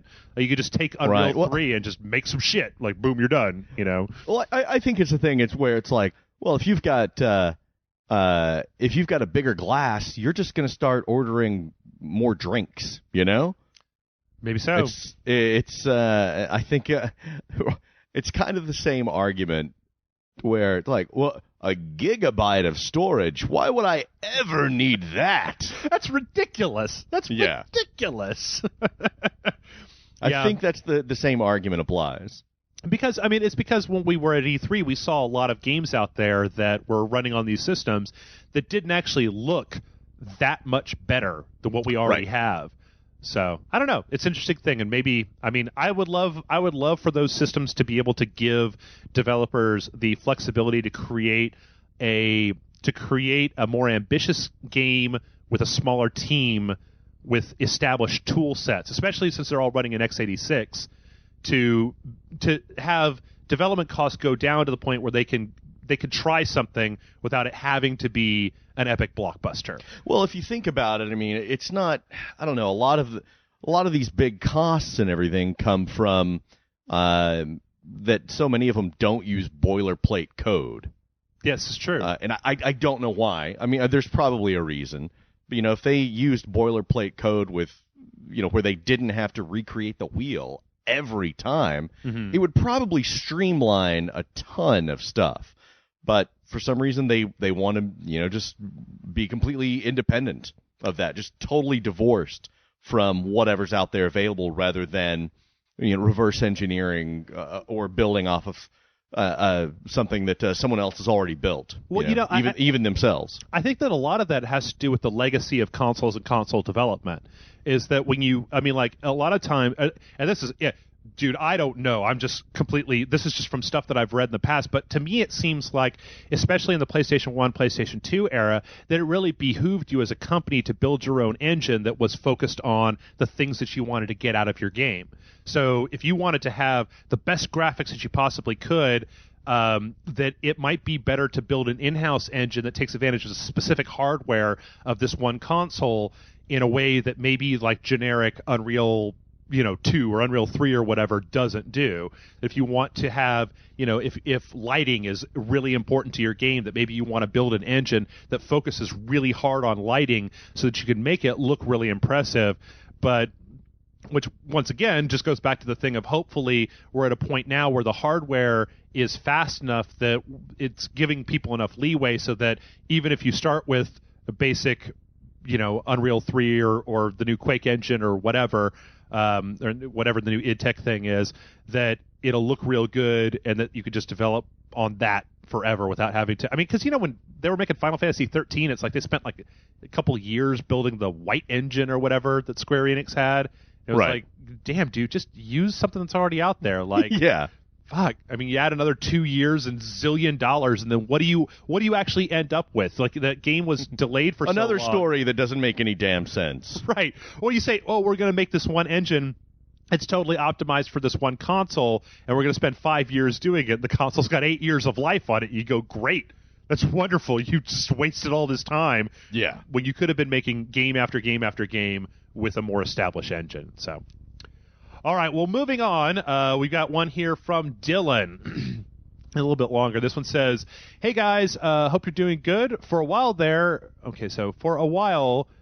have been games that have been So, for a while there have been games novelized. For example, we have the Halo book series, the Warcraft series, Resident Evil novelizations, etc. We even had some games getting comic series in the past. My question is, what is a game you could see turned into a novel or comic series, and also a book turned into a game? For me, I would love to see Red Dead Redemption turned into a comic or novel if written or drawn well. As for novel to game, I could see the Dark Tower series by Stephen King turned into a game with some of the mechanics from Red Dead Redemption." This guy loves his westerns, man. Thanks for reading my email, and most importantly, thanks for all the content every day. And as always, keep it fucking classy, Dylan. So, what do you think, Jason? I was looking over at my, a small sample of my games and trying to think, what would make a good novelization. Mm-hmm. And I know this is really kind of a cheat answer, but I'd like to see an Alan Wake novel. Yeah, I mean, kind of considering that Alan Wake was kind of just a pulp paperback on screen. Yeah, I'd like to see more about that world and actually a good novel turned into that. As far as like what novel I'd like to see turned into a game. Mm-hmm. I want to see the Fear and Loathing in Las Vegas video game. That would be awesome. Yes. What hit B for We Can't Stop Here? We can't stop here. Yes. Like in Heavy Rain with the hit X to Jason. Like, we can't stop here. We can't stop here. Let's just have the AI driving the car. And it keeps trying to stop in backcountry, and you'd have to say, "No, we can't stop here." And you've got to assemble your kit and avoid the cops, and and also turn in your assignments, articles, while your publisher is breathing down your neck. It's a kind of a weird simulation style game. Yeah. Let's see. As for novels that I'd like to see made into games, I'm going to go with a couple of boilerplate ones. And this first one, it has, but I don't really consider it to really be. But I think that the Joy Luck Club, the Sisterhood of the Traveling Pants, obviously. Yep. No, Dune. I love me some motherfucking Dune, and I think that they made that one Dune game a long, long time ago. But that is a world with a really interesting mythology. Got multiple planets. I would love to see if you could become embroiled in, there's action in Dune, so you could have some kind of like third or first person action sequences, but you could also have some Mass Effect style political, making alliances, breaking alliances, that sort of thing. Kind of like 4X meets the Mass Effect series, with a really heavy narrative element. So you could, like, I would love to be able to play a Dune game that was open-ended enough that you could kind of create your own. You could play your own version of Dune. You could, maybe you're not the Kwisatz Maybe you want the fucking Harkonnens to be the ones who are in charge because you like Sting a whole lot, or whatever. That, and I mean, it's close. Shadowrun. Choose your alliances between the families and everything. Yeah, because by the between time the houses, rather. Yeah. But by the time, like, there's a bunch of paradigm shifts in that where you could make like expansions or sequels where you say this takes place in the God Emperor of Dune universe, where you have a whole different set of factions, and maybe you import your character, maybe you make your own house, maybe you build your own house and then you bring that into the next game and affect the way that the world is. That and I think that there's a few games that have gotten close to this with the whole futuristic cyber stuff, but like, god damn, would I love to see a Snow Crash Diamond Age game. Oh, man. Like, that's just a really good universe that has a lot of... I don't understand why we haven't. Yeah, I mean, I guess we kind of... Like, you could make an argument of saying that some games like, maybe like Remember Me or like Mass Effect were kind of in that futuristic, but I love the style. I love the futuristic noir style of both of those books, and I would really like to see something that was a little bit more like that. As far as games to make into books, I mean, I don't know. There's so many pat answers. I think you could probably write a fucking 40 or 50 books based in the fucking Skyrim or in Tamriel as a whole. Like, you could. Have there been Mass Effect novels? I was thinking about that. I think there was one that was... I can't remember if I'm getting this wrong or not, but I seem to remember there being one where they fucked up the mythology of Mass Effect real hard. Like, whoever wrote it obviously had a very cursory knowledge. Oh, yeah. Let me see if I can... see Mass Effect books. Oh, yeah. Yep, looks like there's plenty of Mass Effect books. Sure. I don't really know. I mean, I feel like I get a lot of Mass Effect from Mass Effect. So, yeah, it was Mass Effect Deception. There were canonical errors in there. When they were talking about Commander Shepard fighting the Zerg. Yeah, it just it was kind of weird. That, and I don't know, maybe Saints Row. Make a fucking Saints Row novel. Yeah, Gonzo kind of Fear Loathing in Las Vegas meets Raymond Chandler meets Dan Houser type of thing. I don't know. I mean, to be honest, just any video game that has a good enough mythology could probably make a great book. Like, I remember back in the old days, they used to make these novelizations of like NES games. Did you ever read any of those? No. Like, these were like kind of just penny like dreadful. Milan Secret Castle.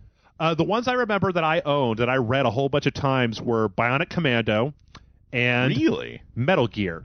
They were like these. They were like for young adults, and they were like 120, 150 pages. They weren't real long, and they basically told the story of the game in a novelization. Kind of like, you remember back when it used to be a big thing when a movie would come out, and they would have the novelization of the movie. Yeah. Like I was really big into those.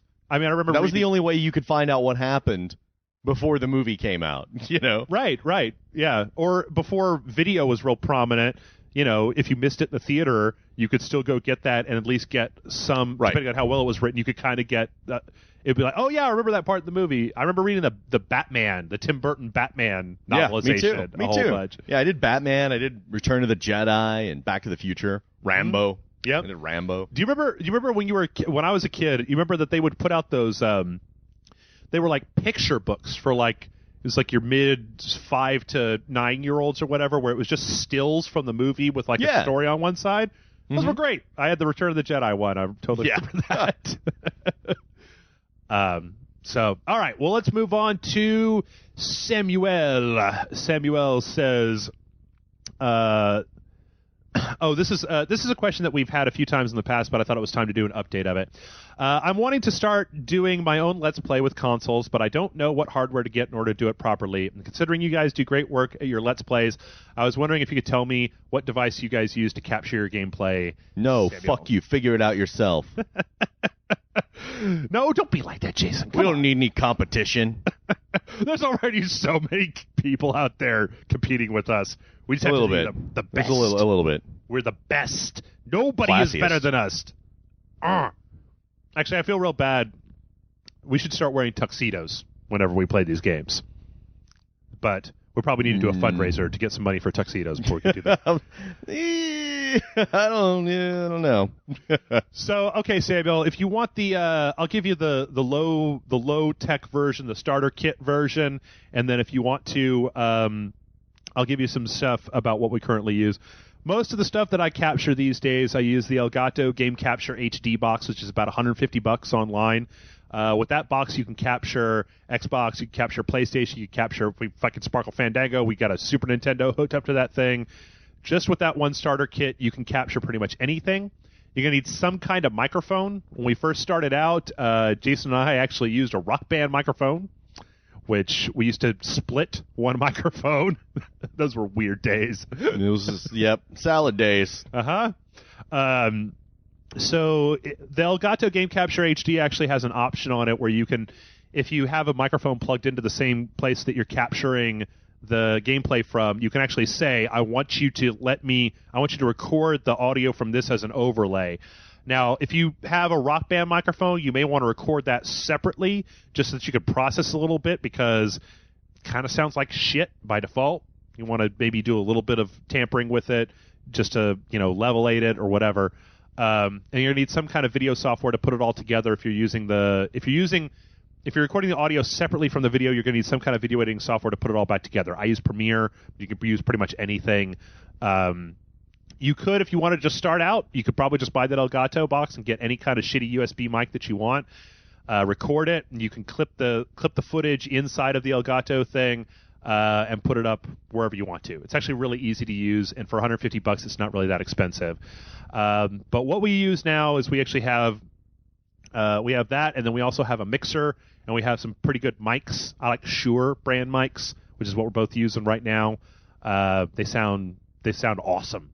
Like I love my microphones. They're so awesome, just like the Power Glove. So yeah, that's what you would probably need to start out with. So the main thing is just find a box that works for you. We started with the Hauppauge Game Capture box that only does component. And who the fuck knows even if that the Elgato box is going to work with the new consoles, because if they all have that, I didn't even think of that. Yeah, HDCP or whatever the HDMI encryption is that comes out. Like by default, the Xbox doesn't have it unless you're watching Netflix, but the PlayStation always has it. So you actually have to use like this weird adapter on the Elgato box to capture out of a PlayStation 3.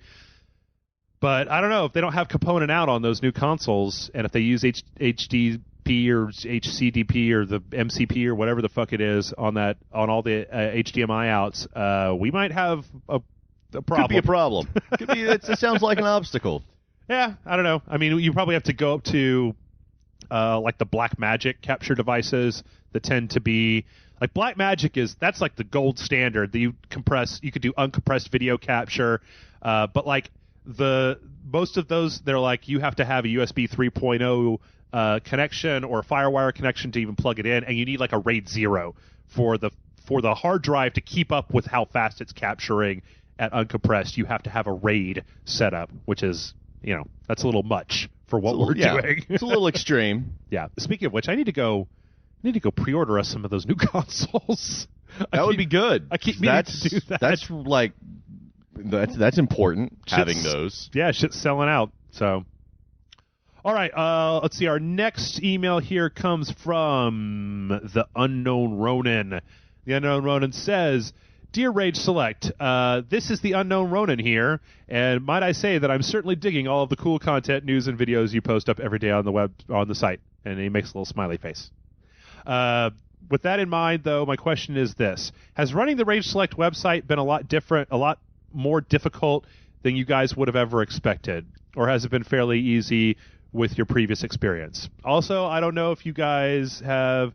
Oh, he's got a bunch of names for the Let's Plays and the podcast names. So that's from the Unknown Ronin, which, I don't think we've ever actually talked about this before, Jason. Whether it's easy or not? Yeah. This is exhausting. It is not easier, I will tell you that. Yeah. It used to be there were people taking care of, like, I can't log into the forums, Yeah. Or you just hand somebody a video and you're like, make this happen. And they're like, okay. And now every day I wake up and I spend about 3 hours just dicking with the website trying to get it to run real well. Yeah. All I do is record. Yeah. And I'm just, beat. So yeah, it's a little bit more difficult. It's maybe not as much work as I would have thought, but it has really much put into stark contrast. Like if we had a whole lot of money, or any at this point, I would love to hire a site manager so bad. Just be like, I'm going to sit in my golden podcasting throne until it's time to talk into a microphone, and then I'm going to hand it to somebody, and it'd be like, you code the videos, you upload the videos. We need a manservant to abuse. That's right. Somebody who's we need an Alfred Pennyworth. No, I wouldn't abuse Alfred. I would feel bad about making Alfred even do stuff. We need what's his face from Young Frankenstein with the eyes. Oh, Igor, to go different direction. Yeah, who's the actor's name? Who's that? Oh God, what was his name? Shit. I can't think of it. Anyway. Yeah. I'm looking it up. There it is. You're looking. I hear you. Mm-hmm. Yeah, that's who we need. Or maybe a golem. We could have a guy who runs around. Marty Feldman. Somebody who's going to choke us in our sleep? Yeah, exactly. It's a good idea. No, what was his name? Marty Feldman. Marty Feldman. That's right. Yeah. So, actually, you know what? This is actually a brief. Let's take a quick sojourn here to one side because I want to ask you guys a question. It seems like a lot of you guys are clicking away from the website to YouTube to watch our videos, and I've been meaning to just ask you guys because we've been thinking about moving to maybe a different video provider or trying some different stuff with our videos, and I've been curious to know what do you guys who leave the site to go to YouTube prefer about YouTube over watching it on our site? Because you got the same player on our site. There's a comment section. Is it just that you can make the player bigger on YouTube, or mobile support, or what is it about YouTube that what is it that you're getting over at YouTube that you're not getting at Rage Select? Because the comments are much better, for one. The YouTube comments? Yeah. Are you being facetious? Yes. Okay. It's like, I don't think people get called homo on our website way less often than they do. And it's usually me. Yeah, it's usually you doing the homo talking. But yeah, seriously, because I look at our metrics, and I don't know if I'm reading the metrics wrong, but it's like time on site 5 minutes approximately on average. I'm like, so you guys are just like whipping in and then whipping back out to watch that shit on YouTube. Maybe. I don't know. It could just be that I'm totally wrong about this. We're getting a good amount of hits on YouTube, but I'd like to know if you guys are leaving the site to go to YouTube, what exactly it is that you like about it over there. Because maybe we can give it to you here on the site. Maybe you don't have to go over there. So, yeah. All right. Our next question is from Keon. And Keon asks, or says, to whom it may concern, I don't know how to start these question emails. Say like, hey, you actually heard the last bunch of them, Keon. Most people start off by giving us a little ball licking, little licking of the nutsack before they get onto the question. It's helpful. Yeah. We appreciate that. We appreciate it. I want it to sound like a little how's your father? Yeah. Just a little quick squeeze. All right. I know you guys probably talked about this before because you guys have more hours of content than The Simpsons at this point. Ooh, that'd be good. But here's my question. With this new thing of having badass assist characters like Elizabeth from BioShock or the kid from Last of Us, if you mean Ellie, becoming more prevalent, what will be the line when they're doing too much as to break the playing experience? Also, will there ever be a game where the roles switch? Thanks and stuff from Keon. I would like to address that last part. What do you mean by where you have to help out some stupid water-headed it's like NPC character who's actually the main character? Yeah, some main character, the hero who plays the game as poorly as I do, and I have to help them. Oh my God! You're like, God damn it, Jason! God no! Yeah, no. Here's some ammo. Please don't switch to the shotgun. Oh God damn it! I don't know. I think that this is kind of a relatively new thing or it's not really a new thing. It's kind of one of those everything that's old is new again type of things where we used to have this. It's just that the AI characters were dumb. Yeah. Dumb as shit. Yeah. Lately, we've seen some really, really helpful ones. And not just helpful, but ones you didn't mind having around. You actually kind of enjoyed their company rather than like in Fuse, for instance, where they're morons, just shooting off into space, or while you're getting hacked up, they're just kind of standing there talking. Let's not bash on Fuse too hard, because if we want the ultimate bad example, do you know, Jason? Come on, you know the answer to this one. No. Daikatana. Oh. Yes. I don't know. I think that it would be interesting. I think that it's funny how the way that both of those games solved the problems that we used to have with those characters is they made them invincible and invisible. Ellie doesn't generally tend to spawn to aggro NPCs onto you, even if she's walking around doing whatever the fuck she wants to. Elizabeth doesn't generally tend to get aggro from other people. I think those games, I don't know if it's possible to make a game where you have a character like that you have to rely on, that is possible of fucking up, where you have to go rescue them, essentially. It's a good balance, and you have to find it every single game. Yeah. I think that if I had my druthers, I'd rather see a situation where you had a character like Elizabeth, but she could take damage, but that the damage just knocks her out from being able to help you. So that you have the option of, if she's getting attacked, of dealing with her, but not at the expense of having to constantly take care of her to the point where if she dies, it's like game over. Eco or something? Yeah, kind of. I mean, I just, at a certain point in both of those games, in both Last of Us and Bioshock Infinite, that invisible character trait of those characters got on my nerves, and it kind of broke a little bit of the immersion of the game. Yeah. So I think it's probably a good, it's a good storytelling device, and I like it, especially because it gives the main character somebody to talk to, so they're not just having to chat to themselves the entire time. You can establish more characterization. I think it'll get bad once too many games. I mean, if every single game that comes out in 2014 has some sidekick character, maybe not. Right. It doesn't. That's what I'm saying. It doesn't belong everywhere. And then when it's in there, you really have to strike a balance between how much they're helping you, and rather than doing all the work. I mean, you want somebody to assist you, but you're like, save some for me. Why the hell am I playing this? Right. Yeah, I mean, if you get to a point where you're just sitting back and that character is able to take everybody out, you're just like, I don't know, why the fuck am I? Maybe that's the game. Maybe that's what Keon was talking about, was that maybe, that character is so badass that they're the main character and you are the sidekick. And so instead of, maybe the entire game is not even about shooting dudes, it's about helping somebody else shoot dudes.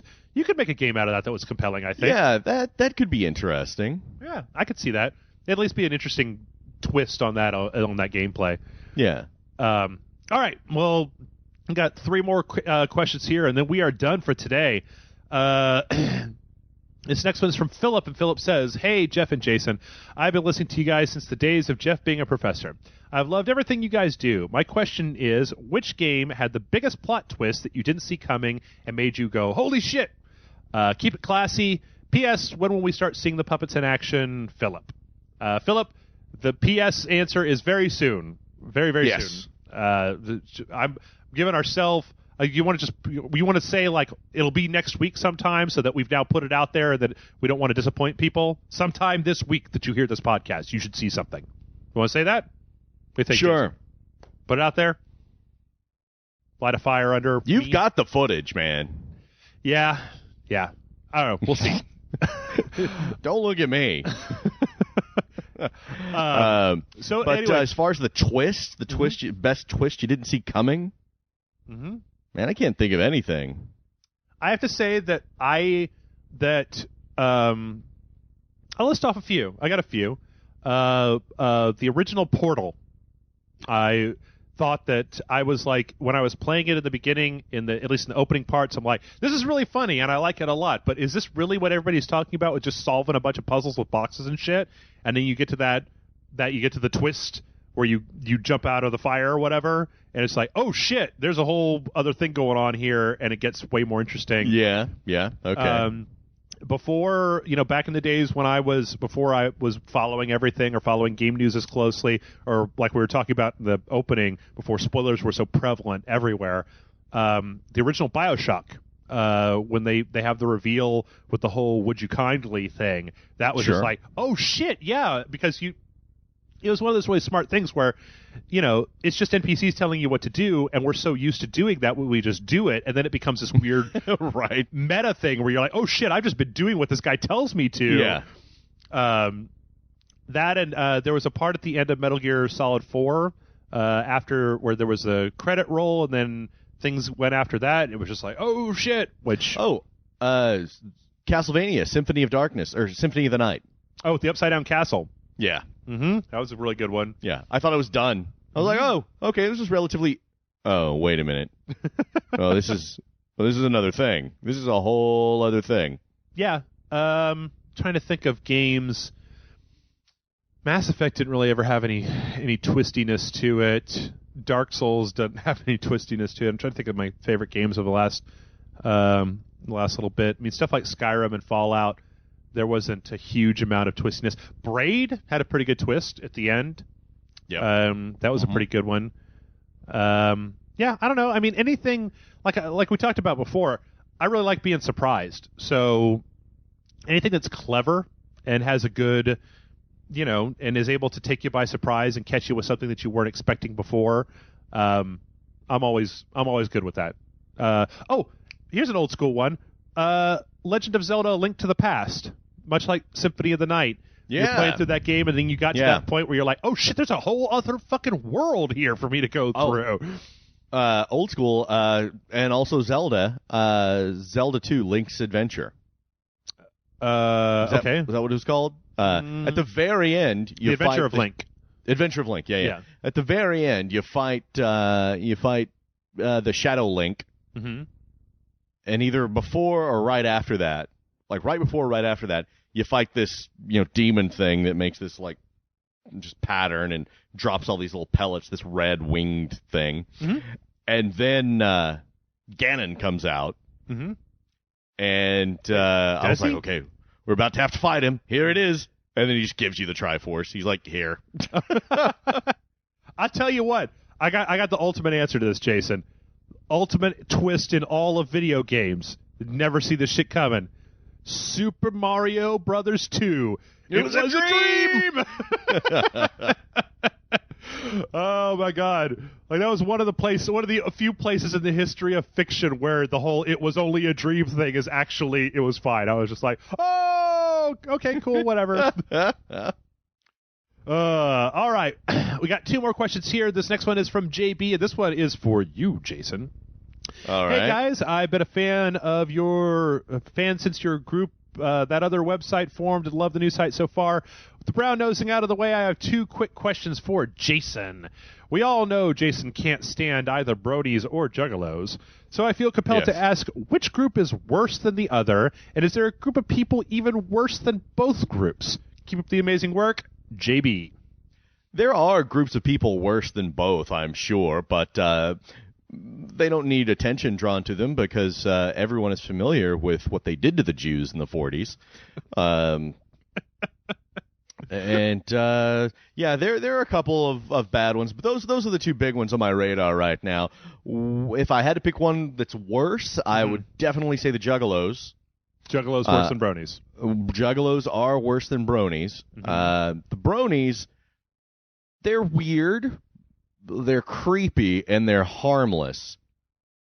Juggalos, on the other hand, they are a plague of ignorance that is hindering us as a society. It's like if aliens show up and they meet a Juggalo first, they're not just going to keep flying. They're not going to say, oh, well, we were going to give you this advanced technology to give you a punctuated bit of evolution to push you into the next stage of human civilization. Mm-hmm. No. They're going to be like, we got to nuke this shit from orbit right now. It's the only way to be sure, man. It's the only way to be sure. Where do hipsters fall? Are they above or below Bronies and Juggalos? Just below. Just below both Bronies and Juggalos? Yes. Hipsters that bad? More than Juggalos? What's? Oh, no. Well, I mean, they're as above. far as the other way around. Yeah. Okay. So, I do hate them with a white hot passion, but bronies and juggalos are worse. Okay. All right. It's good. We have to get this shit sorted out so that one day when people look back on the legacy of Jason Murphy, we can do, the Ron Swanson, the Jason Murphy hierarchy of hate. We know who's at the top and then who's below. That's a great idea. I need a chart. Yep.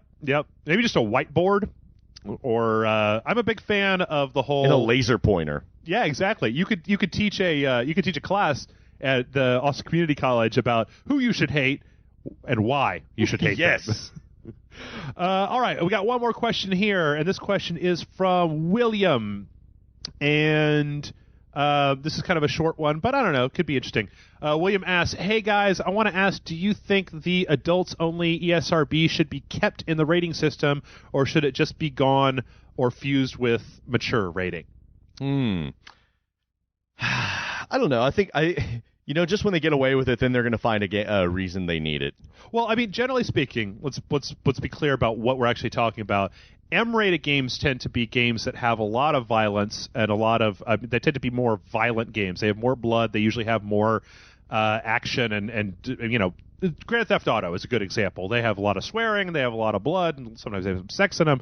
AO games tend to be mostly porn, as far as I know, or I don't really know what the classification that gets you all the way up into AO is, but AO tends to be really high up there on the list. I mean, I guess most places won't even stock AO rated games, as far as I know. I mean, does GameStop? So that really, really harms their ability to make any money. Right. Clearly, so a lot of people want to avoid that. It's just like making an X-rated / NC-17 movie. Right. So let's see. M is but it's interesting because the difference I'm on the ESRB's website right now looking at it. The difference between M and AO is actually only a year, because M is mature 17 plus. Content is generally suitable for ages 17 and up. May contain intense violence, blood and gore, sexual content, and or strong language. AO is adults 18 and up. So content suitable only for adults age 18 and up may include prolonged scenes of intense violence, graphic sexual content, and or gambling with real currency. What? I like that. That's the thing. That's the thing that, okay, so if you have a little bit of sexiness, you're M, but if you have a lot of sex, you're AO. Or you have a little bit of violence, you're M. You have a lot of violence, you're AO. Or gambling with real money. Yeah. So let's just, to get this out of the way, the one below M is T, and you've got T for teen.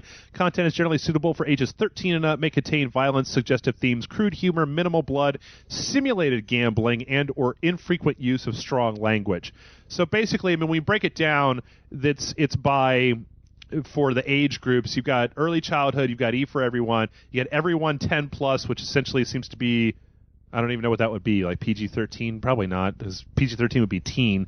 So you got everyone 10 and up, 13 and up, 17 and up, 18 and up, and then, early childhood. So maybe he's got a point there where you say, what's the difference between 17 and up and 18 and up? Right. That's kind of splitting hairs. When you're 18, you can legally rent porno, though, right? Is that yeah. So why not? That's different state to state, though, in the U.S. anyway. Is it?